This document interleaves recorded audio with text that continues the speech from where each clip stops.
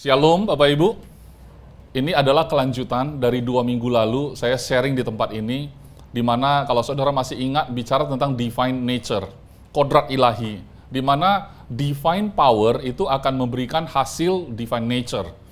Kuasa ilahinya itu akan memberikan dampak bagi kita, sehingga kita bisa berjalan di atas muka bumi ini dengan kodrat ilahi. Oke? Kuasa ilahi akan memberikan hasil kehidupan ilahi juga. Oke, kita akan masuk di dalam pembacaan firman. Sesudah dibaptis, Yesus segera keluar dari air, dan pada waktu itu juga langit terbuka, dan ia melihat Roh Allah seperti burung merpati turun ke atasnya. Lalu terdengarlah suara dari surga yang mengatakan, "Inilah anakku yang kukasihi, kepadanyalah aku berkenan." Saudara bicara tentang kejadian ini, kita melihat bahwa firman yang sudah menjadi manusia dalam wujud adalah Yesus. Kemudian Yesus sebagai manusia, dia dibaptis oleh Yohanes ya. Nah, ketika dia dibaptis itu, terlihat langit terbuka katanya, waktu Yesus keluar dari air, pada saat itu langit terbuka, dan ia melihat Roh Allah. Sebenarnya ya, itu pribadi Tuhan juga ya. Tapi Roh Allah itu seperti burung merpati turun ke atasnya. Ke atas siapa? Ke atas Yesus. Tapi sebagai kodrat manusianya Yesus. Ya, dan sebagai kodrat manusianya Yesus, terdengar suara dari surga mengatakan, ya saya nggak tahu suaranya seperti apa, tapi saya rasa kalau suara dari surga itu sangat luar biasa ya. Kalau kita punya sound system yang terbaik, saya rasa suaranya bisa membuat kita itu gemeteran. Kalau artis kesayangan kita, kalau lagi ngomong aja gitu ya, ada suara pakai sound system yang luar biasa, kita rasanya merinding gitu. Wah, luar biasa sekali. Tapi ini suara dari surga. Saya nggak tahu apakah membuat merinding, atau membuat kita damai, atau membuat kita merasa gimana gitu ya. Katanya, "Inilah anakku yang kukasihi, kepadanyalah aku berkenan." Ini menyatakan sebuah identitas Bapak Ibu, betul nggak? Coba saudara bayangkan saudara ada di posisi Yesus pada saat itu. Waktu saudara dibaptis, saudara keluar dari air, tiba-tiba beneran dari surga itu ada suara. "Inilah anakku yang kukasihi, kepadanyalah aku berkenan." Suaranya saya beratin sedikit ya. "Inilah anakku yang kukasihi, kepadanyalah aku berkenan." Wah, standar sekali kayak dubbing suara film Yesus ya. Nah, jadi saudara lihat, pada saat kita mendapatkan identitas yang baru dalam Kristus, kita itu kan diteguhkan ya, bahwa kita, saudara dan saya, adalah anak dari Bapa di surga, anak yang dikasihi oleh Bapa. Amin nggak? Amin. Kepada saudara dan saya, Bapa itu berkenan. Setuju ya? Nah, kalau begitu, saudara lihat kejadian berikutnya. Begitu Yesus dibaptis, terdengar suara seperti itu di surga, menyatakan identitas siapa itu Yesus, bahwa Yesus adalah anak Allah yang dia kasihi, kemudian kepada Yesuslah Bapa berkenan gitu ya. Ayat berikutnya itu Matius 4 ayat 1. Jadi kalau saya lanjutkan begini ya, "Inilah anakku yang kukasihi, kepadanya aku berkenan," ada suara dari surga. Maka Yesus dibawa oleh roh ke padang gurun untuk dicobai iblis. Ya.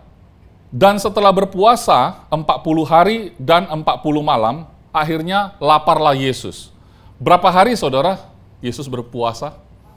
40 hari, 40 malam. Ya, berpuasa. Setelah 40 hari, 40 malam, akhirnya laparlah Yesus. Susah bikin Yesus lapar ya. Harus 40 hari, 40 malam, akhirnya laparlah Yesus. Kita berpuasa berapa jam? 4 jam.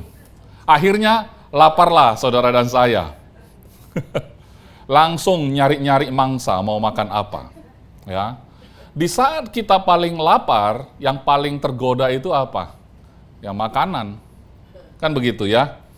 Lalu datanglah ayat ketiga, si pencoba itu dan berkata kepadanya. Katanya, "Jika engkau anak Allah, perintahkanlah supaya batu-batu ini menjadi roti." Ini temptation yang paling berat ketika kita lapar. Saya rasa kalau orang lapar, kita jualan pada orang lapar, makanan apapun pasti laku. Tadi saya lihat nggak ada yang jualan di depan. Lagi nggak lapar ya? Saudara pernah nggak beli makanan yang sebenarnya bagi saudara nggak enak, tapi karena lagi lapar, apapun jadi? Betul ya? Nah, kalau makanan pokok zaman dulu itu roti. Jadi kalau lagi lapar, simpel sekali. Godaannya ya cukup roti saja gitu ya. Saudara bayangkan ketika saudara diteguhkan soal identitas, saudara langsung digoncang soal bukan lapar. Saudara kalau baca baik-baik, bukan laparnya yang digoyang. Tapi di ayat 3, ya. Lalu datanglah si pencoba itu berkata kepadanya. Apa katanya? Jika engkau anak Allah. Ketika engkau adalah anak Allah, kepadamu Tuhan berkenan, maka pencobaan yang benar adalah jika engkau anak Allah, maka buktikanlah ini dan itu. Dan paling gampang pada saat itu, karena Yesus baru habis puasa, soal roti. Paling gampang.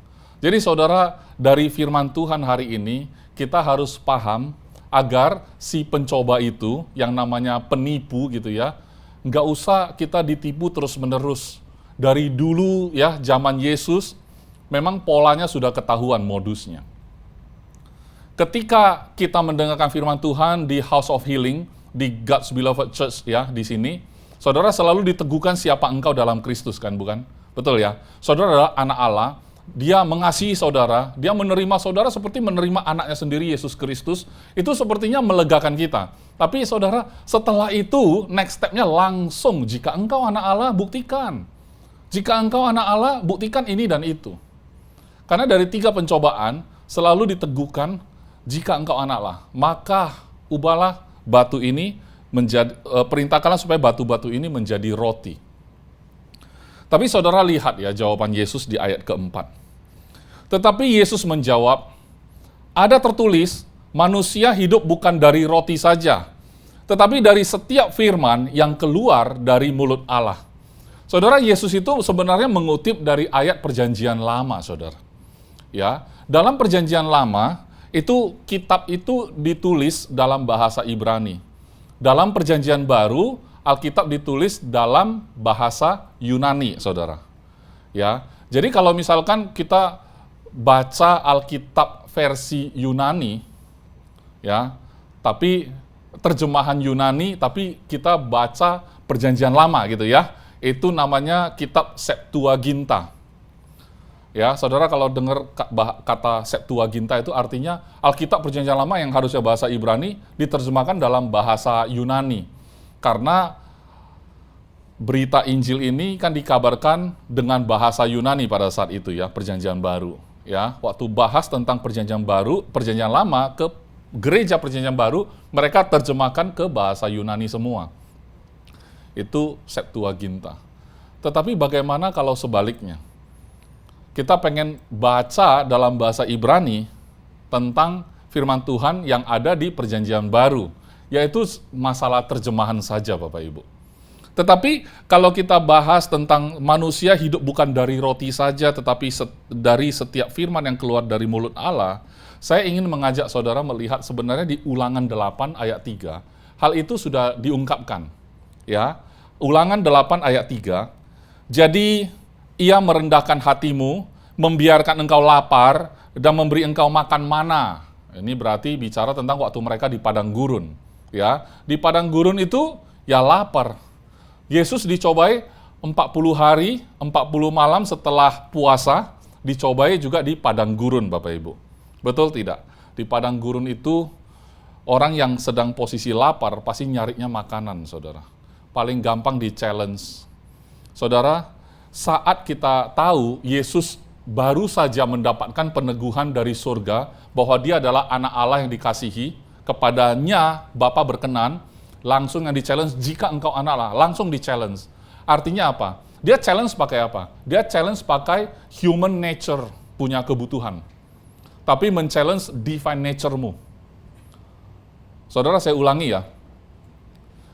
Kata iblis kepada Yesus, jika engkau anak Allah, perintahkanlah batu-batu ini berubah menjadi roti, gitu kan.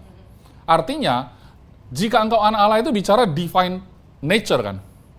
Kalau engkau benar-benar punya divine position, maka buktikanlah dengan human nature. Ngerti ya? Karena kamu punya kebutuhan di human nature-mu. Kalau kamu anak Allah beneran, kenapa secara human nature-mu masih begini? Itulah yang namanya kita sebut sebagai tuduhan demi tuduhan, saudara. Condemnation. Kenapa? Bisa nggak kita di-condemn dengan benar kamu anak Allah? Nggak bisa. Kita pasti bilang, iya saya anak Allah. Gampang. Tapi waktu dibawa turun ke level human nature, kamu pasti ada kelemahan di sana. Betul nggak? Jadi bertarung di atas langit nggak bisa, karena kamu bisa melayang-layang. Begitu tarik ke bumi, berdiri di atas tanah, kamu langsung punya banyak kelemahan. Ngerti nggak maksud saya? Bicara tentang divine nature, kita itu di awang-awang. Betul, pastor, setuju, amin. Divine nature, iya, kita semua punya gitu kan ya. Kita anak Allah yang dikasihi, betul. Begitu ditarik turun sama iblis, kita di-challenge tentang human nature kita. Langsung kita kayak ampun-ampunan, betul nggak? Jika engkau anak Allah, mengapa uang di kantongmu masih menjadi pemikiran yang membuat kamu khawatir? Jika engkau anak Allah, kenapa sakitmu yang kemarin masih begitu-begitu terus, nggak ada kesembuhannya? Jika engkau anak Allah, habis perjamuan kudus, kenapa tanganmu masih berat diangkat? Maksudnya kemarin ada sakit-sakit di sini. Setelah minum perjamuan kudus kan katanya sembuh kan, menyembuhkan. Coba. Tapi saya sembuh loh. Kemarin sempat berat-berat nih. Ini agak mending ya. Nah, maksudnya gini, ketika kita angkat, karena kemarin sakit, ketika diangkat-angkat masih sakit juga tuh. Pertanyaannya, kamu masih percaya nggak bahwa kamu sebenarnya sudah sembuh dalam Kristus? Saya sering bilang, hidup orang percaya itu jaraknya adalah dari kebenaran dan realita. Itu aja yang di-challenge iblis. Karena kalau kebenarannya kamu adalah anak Allah, yang di-challenge adalah human nature-mu kok masih begitu. Kalau kita menjawab tantangan iblis dengan human nature kita, kita akan berakhir dengan kalah kan. Padahal sudah menang. Berulang kali saya katakan ketika pertandingan sudah usai, skornya sudah ada, saudara diajak bertaruh, saudara salah pegang pula gitu. Saudara bertaruh, tapi pegang yang kalah gitu. Harusnya kalau sudah selesai pertandingan itu, saudara udah pasti menang kalau diajak bertaruh, bukan? Nah, kejadian Yesus ini sudah 2000 tahun yang lalu. Artinya kalau kita enggak lihat status pertandingannya, kita diajak bertaruh hari ini, kita tetap aja bisa kalah bertaruh. Kenapa? Enggak tahu kebenaran. Amin, saudara? Dan kebenaran itu dari dulu sampai sekarang dan sampai selama-lamanya tidak berubah sebenarnya. Tapi yang kita di-challenge adalah hari ini adalah human nature kita. Pengetahuanmu tentang firman Tuhan, ya, perasaanmu saat kamu masih hidup di atas muka bumi ini. Tuhan memberkati aku, kok rasanya enggak. Aku ini anak Allah, dikasihi Dia, tetapi kok aku dibandingkan sama orang dunia, aku masih kalah. Itu feeling berkecamuk. Dan Yesus, secara human nature-nya Dia, itu adalah titik terendah. Kenapa? Karena Dia posisinya lapar banget 40 hari, 40 malam. Yang ditantang soal makanan. Bukan yang lain-lain, saudara. Ini bukan orang suci, ya, yang sudah puasa 40 hari, 40 malam, terus tantangannya adalah cewek cantik. Enggak. Enggak. Dia enggak makan 40 hari, 40 malam. Bukan perempuan yang jadi challenge. Makanan, simple. Betul enggak?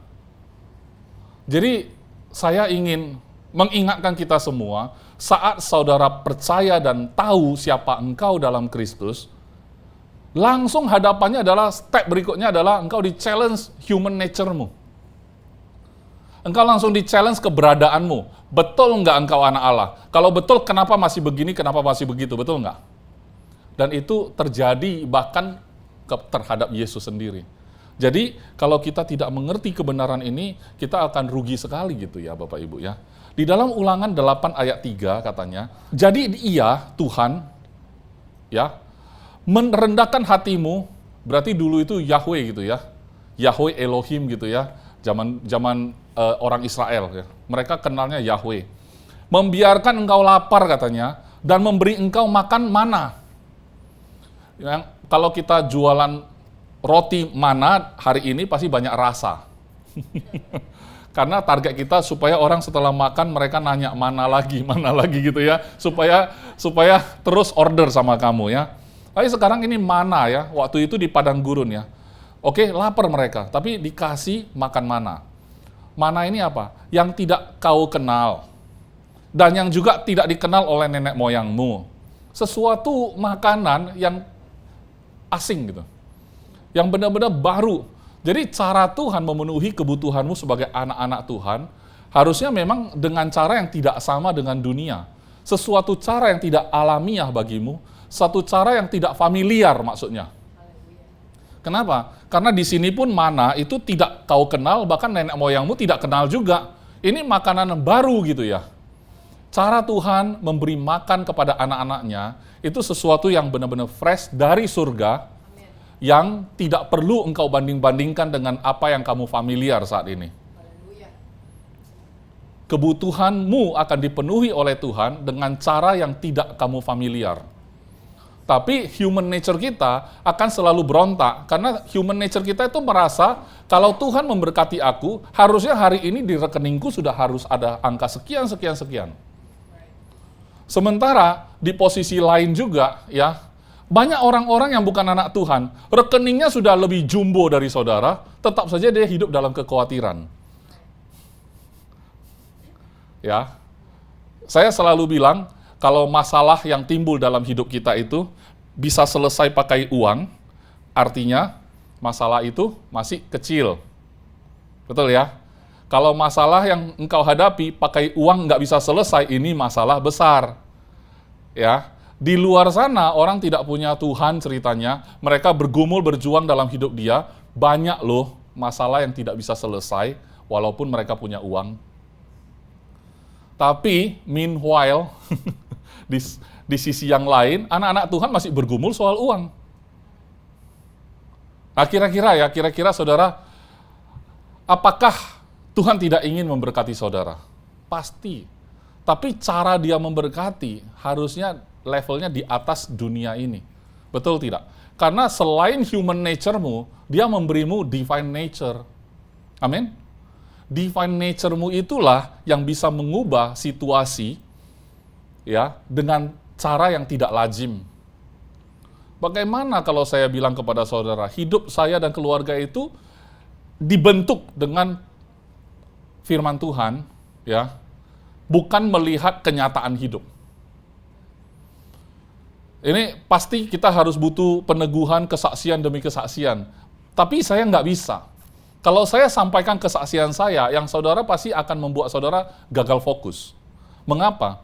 Karena kalau kita nih cerita kesaksian kita, saya cerita kesaksian saya. Misalnya contoh, waktu itu anak saya baru lahir, kami kesulitan keuangan, bla bla bla bla. Saya cerita, saudara perhatikan, saudara bikin catatan misalnya, contoh aja.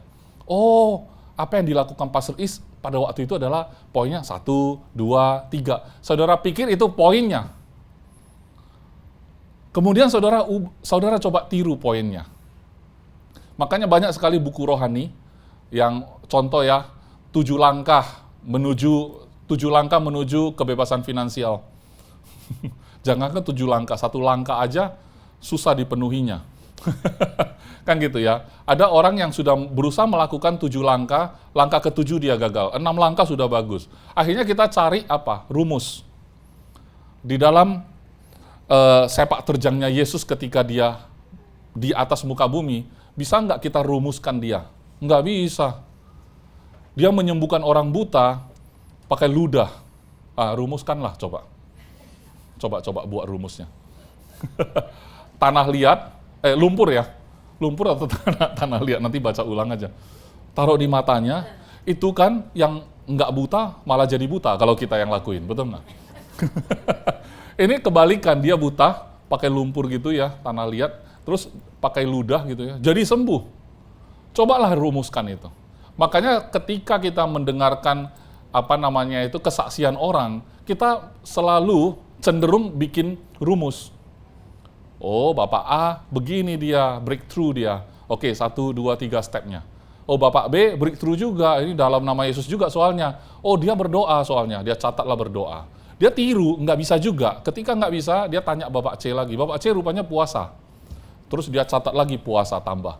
Jadi dia bikin yang lengkap.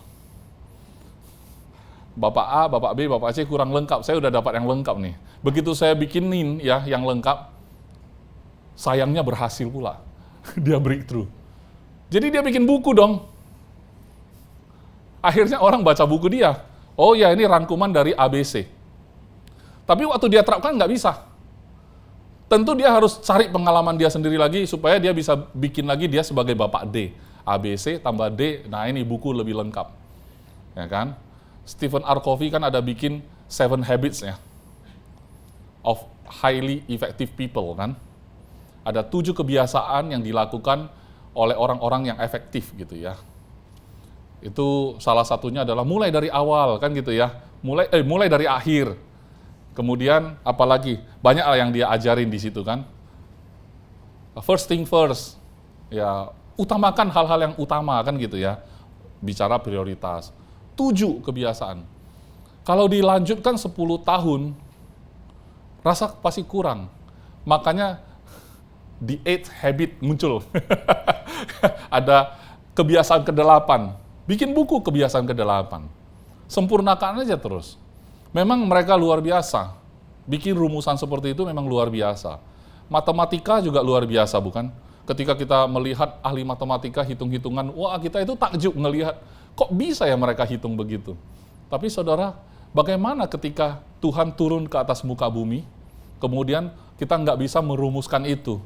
Apaan sih orang buta pakai lumpur, pakai ludah? Itu bisa.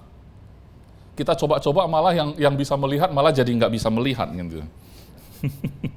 Oke ya. Nah, sampai kenapa dia kasih mana? Kita lanjutkan kembali ya di Ulangan 8 ayat 3 tadi itu. Memberi engkau makan mana yang tidak kau kenal dan juga tidak dikenal oleh nenek moyangmu, untuk apa? Membuat engkau mengerti bahwa manusia hidup bukan dari roti saja. Tetapi apa? Manusia hidup dari segala yang diucapkan Tuhan. Itulah yang di-quote oleh Yesus pada waktu itu. Bahwa manusia bukan hidup dari roti saja, tetapi setiap perkataan yang keluar dari mulut Allah. Itu dikutip dari ayat Perjanjian Lama di Ulangan 8 ayat 3 tadi ini. Yesus mengutip firman ini. Dan dikatakan, kalau di terjemahan New King James, Bapak Ibu, New King James ayat 3 dikatakan, so he humbled you, dia membuat engkau rendah hati gitu ya. Allowed you to hunger. Mengizinkan kamu merasakan lapar. And fed you with manna, which you did not know, nor did your fathers know. That he might make you know that man shall not live by bread alone, but man lives by every word that proceeds from the mouth of the Lord. Ini adalah janji saya menjelaskan tentang dafar, proceeding word of God. Kenapa? Karena orang percaya makanannya beda sama orang dunia. Roti itu maksudnya lambang aja, ya. Karena zaman dulu itu makanan pokoknya memang roti gitu ya. Maksudnya kalau sekarang di Indonesia yang makanan pokoknya apa? Nasi ya, ya. Intinya kalau manusia, human nature butuh nasi untuk hidup. Tapi orang yang punya divine nature, anak-anak Allah, itu hidup oleh perkataan yang keluar dari mulut Allah. Proceeding word, ya. Every words that proceed from the mouth of the Lord. Artinya, memang benar-benar kata-kata ini ngalir keluar dari mulut Allah. Itulah makanan orang percaya, Bapak Ibu. Amin.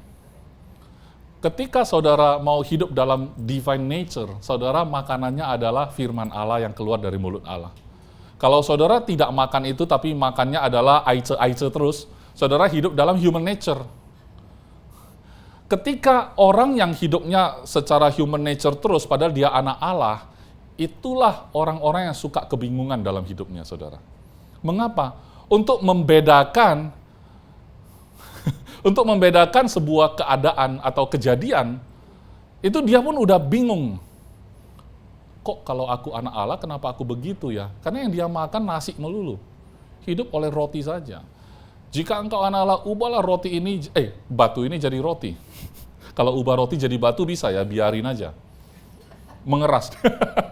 Jadi batu. Ada roti yang membatu ya. Itu gampang. Tapi batu jadi roti itu sebenarnya seperti mustahil gitu ya.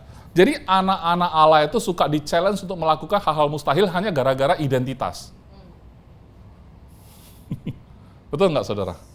Karena ditarik turun levelnya supaya kita bertarung sama dia di human nature.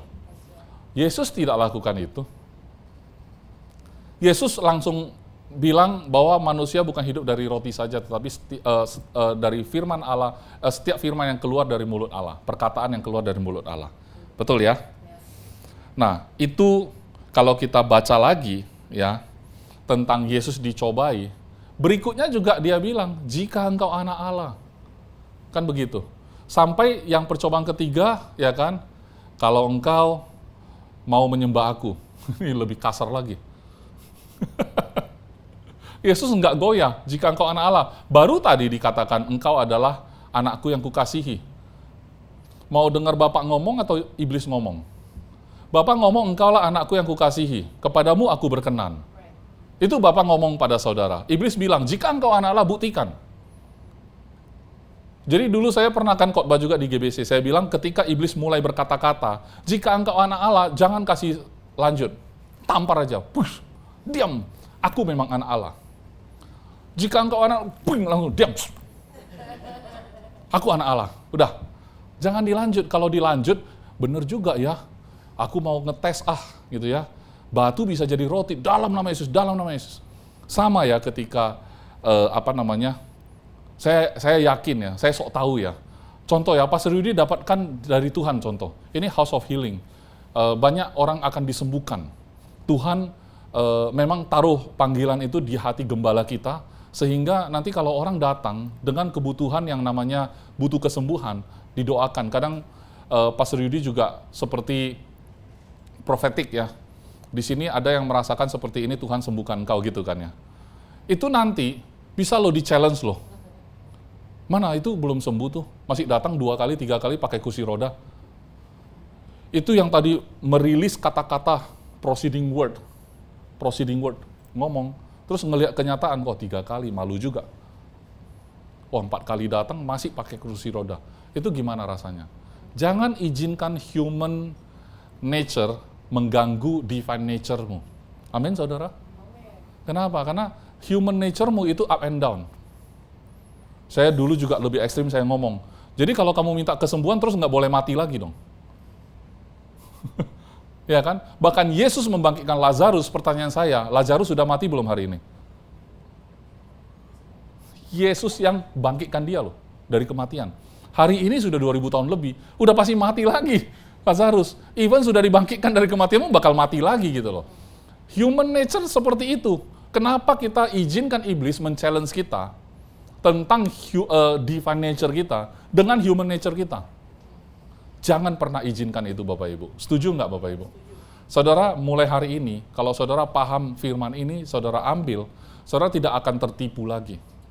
Kenapa? Karena Yesus pernah ngalamin itu bagi saudara. Saudara tinggal baca dan lihat kebenaran ini, dan kebenaran ini yang memerdekakan saudara dan saya. Amin. Jadi langkah pertama oleh iblis, saya sudah baca. Ya, aku anak Allah yang dikasihi, kepada aku Tuhan Bapa, Allah Bapa berkenan. Langsung dia bilang, kau anak Allah, buktikan. Langsung next step-nya dia, udah kebaca saudara. Ngapain kita berjudi, bertaruh kepada sesuatu yang udah tahu hasil akhirnya? Itu jadi kebodohan. Amin. Oke. Kemudian kita lanjutkan, Yesaya 55 ayat 11. Ini juga saya sudah baca 2 minggu yang lalu ya Bapak Ibu ya. Demikianlah firman-Ku yang keluar dari mulutku. Ya. Ia tidak akan kembali kepadaku dengan sia-sia. Ini Tuhan mengatakan bahwa kalau firman dia keluar dari mulut dia, itu firman tidak akan kembali kepada dia dengan sia-sia. Tetapi firman ini akan melaksanakan apa yang Tuhan kehendaki. Dan akan berhasil dalam apa yang Tuhan suruhkan kepadanya. Amin ya saudara? Jadi Di dalam firman yang dimaksud di sini adalah terjemahannya dafar. Kalau Allah berfirman jadilah terang, itu amar. Tapi saya coba-coba cek, apa sih bedanya amar dan dafar? Sebenarnya kalau mau dipaksa-paksain gitu ya, sok-sok ngerti soal bahasa Ibrani gitu ya, bisa-bisa aja dicari-cari. Tapi bagi saya, kalau simpelnya gini, amar itu kayak kita ngobrol itu amar, ucapan. Bayangkan dengan ngobrol aja Tuhan bisa ciptakan langit dan bumi. Dan segala isinya. Kayak ngobrol. Jadilah terang, maka terang itu jadi. Tapi yang dafar ini kayak satu ucapan yang keluar dari mulut Allah seperti kalau lagi bicara sama Abraham. Waktu berjanji berfirman pada Abraham, keluarlah dari negeri bab ayahmu, kan gitu ya. Terus aku memberikan janji, berfirmanlah Allah, maka datanglah firman Allah kepada nabi ini, nabi itu dafar. Itu seperti punya satu kuasa yang benar-benar, tapi kan amar juga kuasa. Betul nggak? Cuman ngobrol aja, jadilah terang, terang itu jadi. Bagi kita mau ngomong, mari kita bangun House of Healing di City Walk Sudirman. Wah, butuh waktu langsung. Betul nggak? Ya, harus cross check bagus atau enggak gitu-gitu. Tapi Tuhan kayak bicara saja, maka terang itu jadi. Bagaimana kalau saudara punya daya cipta seperti itu? Karena engkau anak Allah. Ini bukan mencobai saudara, saya bukan iblis. Jika engkau anak Allah, perkatakanlah. Mana, buktikan gitu kan. Saya tidak menuntut bukti kok. Tapi saya ingin meneguhkan identitasmu. Bahwa engkau punya daya cipta yang sama karena engkau adalah anak Allah. Amin. Maka engkau juga bisa meluncurkan perkataan. Kenapa? Karena Bapa dengan contohnya yang sudah ada berulang-ulang kepada kita, ya, dafar itu kalau firmanku, ya, yang keluar dari mulutku, ia tidak akan kembali kepadaku dengan sia-sia, tetapi ia akan melaksanakan apa yang ku kehendaki dan akan berhasil dalam apa yang kusuruhkan kepadanya. Itu bayangkan, itu adalah Yesus. Di mana firman jadi manusia, dia jalankan semua yang Bapa kehendaki, disuruhkan padanya, kemudian pulang, duduk di sebelah kanan Allah Bapa itu sendiri. Apakah sia-sia? Enggak. Berhasil enggak? Berhasil. Itulah firman. Dafar itu adalah pribadi Yesus. Proceeding word itu adalah Yesus. Amin. Kalau Yesus bicara kepada engkau setiap hari engkau mendengarkan dafar itu. The proceeding word. Maka hidupmu akan di-shape, akan dibentuk oleh dia. Maka sehingga divine nature-mu itu jauh lebih jelas daripada human nature. Makanya kita sebut, ini pendeta punya karunia nubuat, karunia nabi. Kenapa? Karena dia izinkan itu mengalir, saudara. Oh, ini pendeta, Pastor Paul itu guru. Dia ngerti banyak firman Tuhan. Karena dia mengizinkan dirinya di-shape oleh firman Tuhan ke arah sana. Pertanyaannya, proceeding word tiap hari tersedia baru bagi saudara. Baru, fresh. Firman Tuhan itu nggak ada yang nggak fresh. Selalu fresh. Ini kan saya sudah baca, Yesaya 55 ayat 11, 2 minggu lalu. Tapi saya baca lagi hari ini tetap fresh kan? Betul tidak? Kalau Tuhan sudah keluarkan dari mulutnya, dan firman ini akan bekerja sesuai dengan apa yang dikehendaki dan disuruhkan, akan dia kembali lagi tidak sia-sia dan akan berhasil. Itu firman Tuhan. Perlakukanlah firman Tuhan yang saudara baca setiap hari seperti itu adalah nyawamu ada di dalam. Amin. Nyawamu ada di dalam firman itu. Jadi jangan baca firman Tuhan itu seperti, ya Tuhan berkuasa, saya kan lemah, aku ini apa? Enggak. Ya, enggak. Saudara berharga. Seperti Yesus ketika mendengarkan, inilah anakku yang kukasihi, kepadanya aku berkenan. Yesus apa dalam hati, sudah tahu, kan nggak begitu. Kan nggak begitu. Tetap dia akan terima secara fresh kan. Oke, kemudian dicobain. Tidak gagal. Berhasil. Mau dicobain kayak apapun. Bahkan sampai di penghujung sudah mau naik ke atas kayu salib besoknya itu. Ya kan, lalukanlah cawan murka ini. Tapi kehendak mula yang jadi. Itu human nature-nya begitu berontak. tapi dia serahkan human nature kepada divine nature. Kalau saudara ngerti apa divine nature, human nature, ya itu yang sedang terjadi waktu Yesus ada di atas muka bumi, dan ini yang sedang terjadi dalam hidupmu. Ya. Nah, Mazmur 33 ayat 6 katanya oleh firman di sini adalah dafar ya terjemahannya. Dafar. Oleh firman atau dafar, oleh firman Tuhan langit telah dijadikan. Oleh nafas dari mulutnya segala tentaranya. Amin. Ini dafar ya. Jadi oleh dafar Tuhan, langit telah dijadikan. Oke? Nah, kita akan masuk di penghujung, Yohanes 1, ayat 1. Pada mulanya adalah firman. Kalau firman di sini, logos. Ya. Ini bahasa Yunani. Dafar itu bahasa Ibrani, saudara. Dan keduanya kita nggak bisa bedain bahwa, oh ini kan logos ini adalah bukan dafar, tapi amar, nggak bisa, saudara. Ya, karena sometimes diterjemahkan ke dalam Ibrani, logos atau rema, itu tetap aja dafar ditulisnya. Kalau diterjemahkan ke Ibrani, gitu ya. Jadi bagi saya, karena saya bukan ahli bahasa, saya nggak mau bedain itu. Karena firman yang dikatakan di Yesaya, dafar itu, pribadi Yesus kan. Betul tidak? Pada mulanya adalah firman. Firman itu bersama-sama dengan Allah, dan firman itu adalah Allah. Bisa nggak kita pisahkan ucapan Tuhan dari Tuhannya sendiri? Nggak bisa. Kan begitu. Makanya the messenger adalah orang itu sendiri. Makanya dulu, waktu malaikat hadir gitu ya, untuk bicara sama Nabi, Nabi mengenali malaikat itu sebagai Tuhan sendiri. Ngerti ya? Kita nggak bisa memisahkan perkataan Tuhan dari diri Tuhan, nggak bisa. Jadi omongan dia sah. Kalau kita kan beda ya manusia ya. Pastor Lita misalnya, Pastor Pastor pernah loh dulu ngomong-ngomong gitu, terus saya bilang, masa iya? Kayaknya enggak tuh. Terus Pastor Lita kalau ngelihat saya saking yakinnya bahwa saya tidak ngomong, Pastor Lita yang goyah. Oh iya ya, mungkin enggak pernah ngomong kali. Padahal tadi yakin banget gitu ya. Jadi omongan manusia itu sangat sulit sekali, bahkan sudah direkam pun kita masih bisa bantah.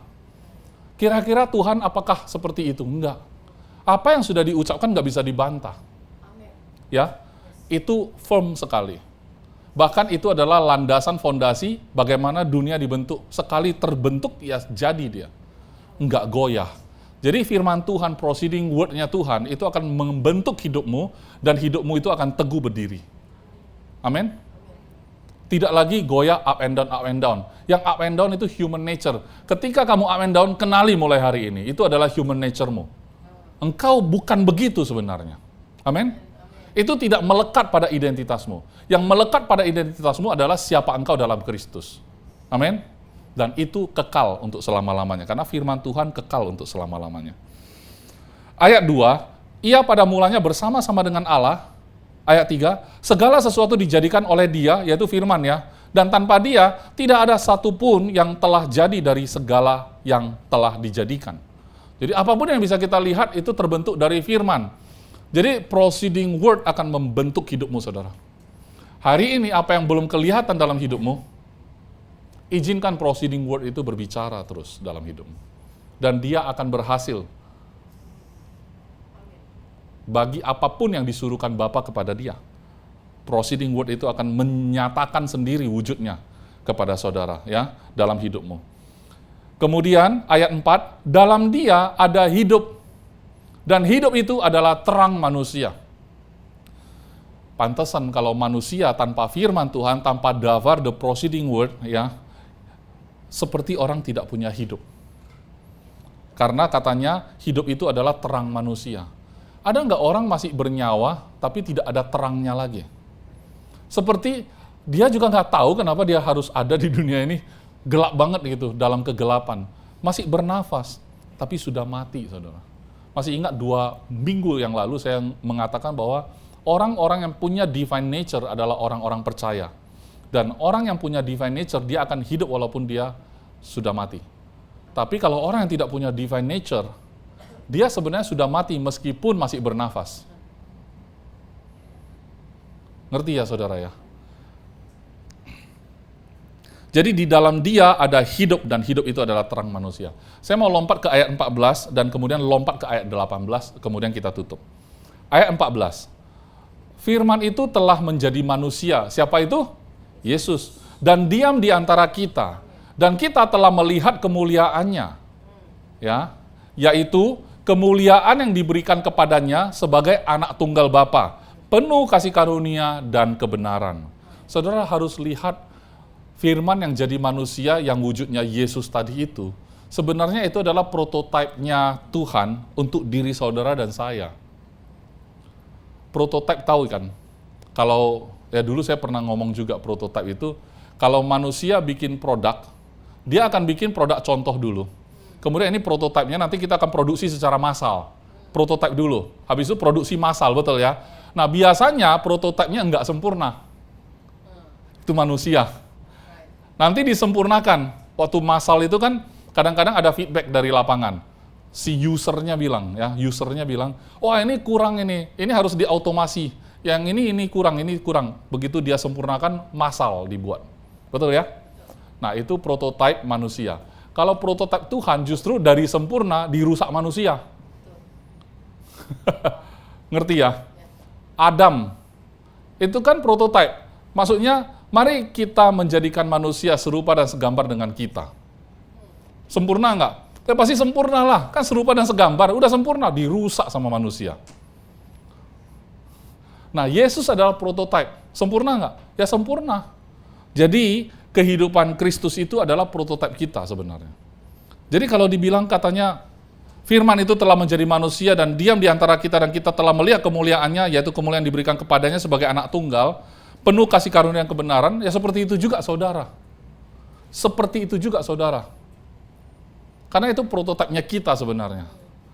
Tapi betul, saya nggak bisa menyangkal, human nature kita itu, di dalam tubuh yang jatuh dalam dosa, itu memang seperti yang Paulus sering katakan, di dalam diriku ini seperti ada dua, bukan kepribadian, seperti manusia lama dia, yang sebenarnya memang harusnya mati gitu loh. Jadi secara manusia, human nature, itu merosot. Betul ya? Tapi manusia batinia dia itu semakin hari semakin kuat gitu loh ceritanya. Jadi yang dia fokus adalah manusia batinia, bukan manusia lahiria yang merosot itu. Saudara, kalau human nature, saudara mau sebagus apapun saudara katakan seperti itu, tetap aja nanti pada waktunya tetap berakhir. Ingat ya, Lazarus bangkit sudah mati lagi. kita bukan itu yang penting sebenarnya. Tapi selama Lazarus sudah bangkit, dia ngapain itu? Yang 2 minggu lalu saya bilang, kalau sudah sembuh dari penyakit ini, mau ngapain itu jauh lebih penting daripada kesembuhan itu sendiri. Betul nggak? Kalau kita dikasih kesempatan hidup lebih panjang lagi, itu mau ngapain itu jauh lebih penting dari umur itu sendiri. Karena bayangkan orang yang masih hidup tapi nggak tahu mau ngapain. Amin. Nah, untuk ngapain-ngapainnya itu antara saudara dan Tuhan, itu bicara panggilan. Saya nggak bisa ikut campur.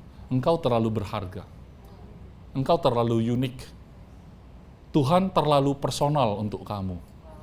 Ada banyak yang tidak bisa diungkapkan oleh pengkhotbah di depan ini. Karena itu antara saudara dan Tuhan secara langsung. Amin. Ayat penutupan di ayat 18. Tidak seorang pun yang pernah melihat Allah, tetapi anak tunggal Allah yang ada di pangkuan Bapa, dialah yang menyatakannya. Saudara, nggak mungkin orang bisa kenal Bapa kalau tidak melalui Yesus, anaknya.